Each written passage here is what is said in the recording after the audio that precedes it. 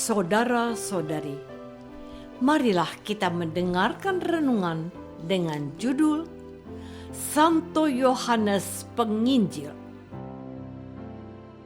yang berdasarkan pada Injil Yohanes bab 20 ayat 3, 4, dan 8. Maka berangkatlah Petrus dan murid yang lain itu ke kubur.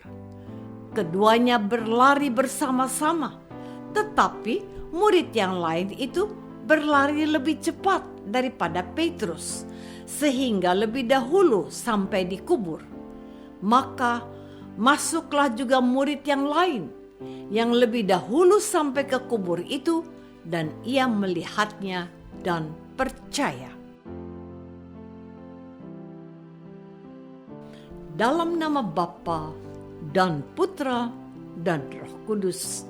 Amin. Saudara-saudari terkasih dalam nama Tuhan Yesus Kristus, kita masih berada di dalam masa Natal, tepatnya pada hari oktav Natal, hari yang ketiga. Namun, pewartaan gereja hari ini membawa kita kepada situasi pasca kebangkitan Tuhan Yesus. Apakah ada yang salah dengan penanggalan liturgi gereja kita?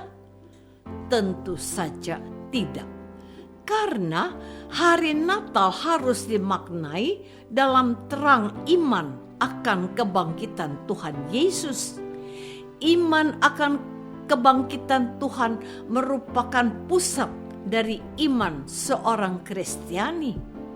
Jika Tuhan tidak dibangkitkan, maka sia-sialah iman kita. Demikian kata Santo Paulus Rasul. Pada pewartaan hari ini kita bertemu dengan sosok Santo Petrus dan murid yang lain yang dalam tradisi gereja dimaksudkan untuk Yohanes, Rasul, murid yang paling muda. Yohanes sering digambarkan sebagai murid yang sangat dekat dengan Tuhan Yesus.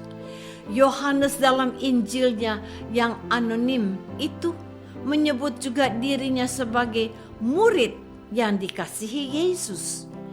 Dia menjadi satu-satunya rasul yang setia sampai di puncak Golgota mendampingi Ibu Yesus Maria.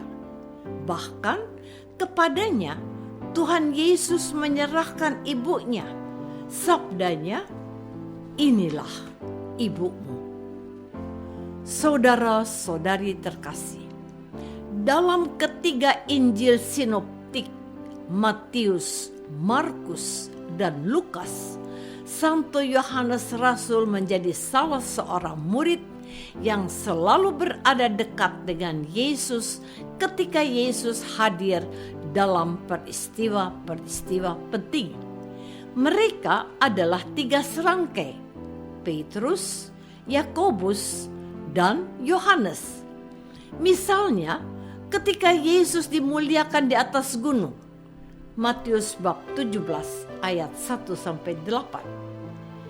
Markus bab 9 ayat 2-8. Lukas bab 9 ayat 28-36.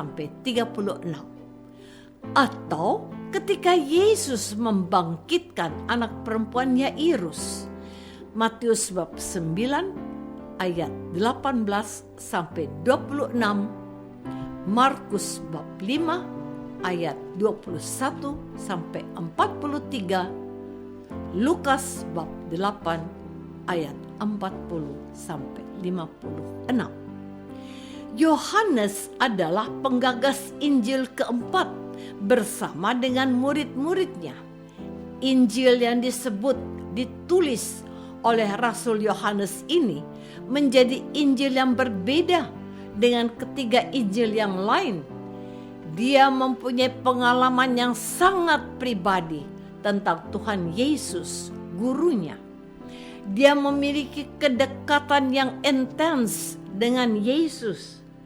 Dia adalah orang yang bukan saja diberi kepercayaan tentang kehidupan ibunya sepeninggal Tuhan wafat di salib, tetapi dia juga adalah sosok yang sanggup melihat Tuhan yang hadir setelah bangkit dari mati. Dialah yang mengingatkan Petrus, itu Tuhan, ketika terjadi mujizat penangkapan ikan. Yohanes bab 21 ayat 7. Saudara-saudari terkasih, peringatan Santo Yohanes Penginjil hari ini membawa kita pada kesaksian seorang murid yang sangat mencintai gurunya, seperti Maria Magdalena yang sanggup mengenali suara Tuhan yang menyapanya. Demikian pula Yohanes, karena memiliki hati yang penuh kasih pada Yesus. Ia sanggup melihat kehadiran Tuhan yang menampakkan diri di danau pada peristiwa penangkapan ikan. Petrus sekalipun disebutkan sebagai paus yang pertama, namun beliau tidak melihat bahwa Tuhan Yesus yang bangkit itu ada di antara mereka. Tetapi Yohanes sanggup melihat Tuhan yang bangkit ada di antara mereka. Menarik untuk disimak bahwa Petruslah yang pertama-tama masuk ke dalam kubur untuk memastikan Yesus telah bangkit. Kemudian barulah murid yang lain menyusul. Ia melihat dan percaya bahwa Yesus sungguh sudah bangkit. Gereja kita dewasa ini membutuhkan orang-orang yang dikasihi dan mengasihi Tuhan. Dalam diri Petrus, kita menemukan karisma pimpinan yang dipercaya Tuhan untuk menggembalakan domba-dombanya. Tetapi kepada murid yang lain diberikan karisma menyadari kehadiran Tuhan yang ditemukan melalui kontemplasi, meditasi, dan doa yang keluar dari hati yang mengasihi Tuhan Yesus secara total dan pribadi. Dalam sejarah gereja, kita menemukan tokoh-tokoh seperti Santa Katarina dari Siena dan Santa Teresia dari kanak-kanak Yesus.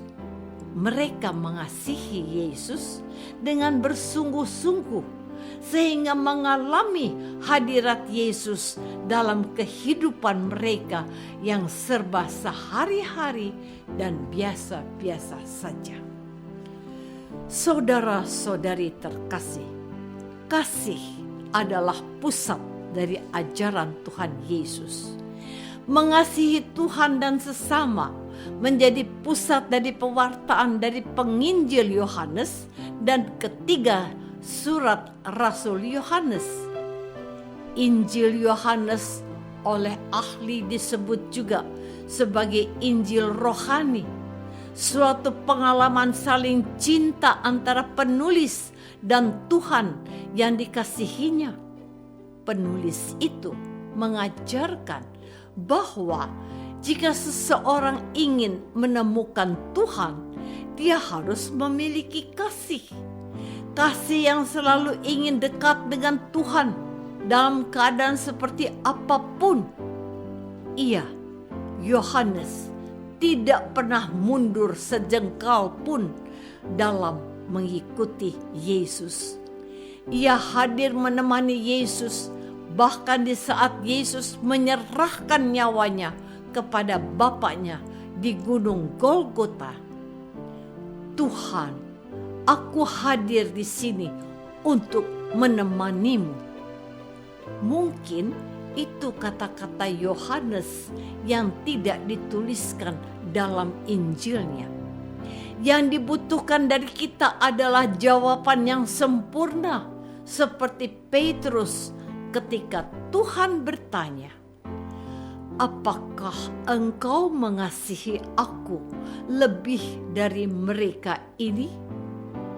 "Ya Tuhan," kata Petrus.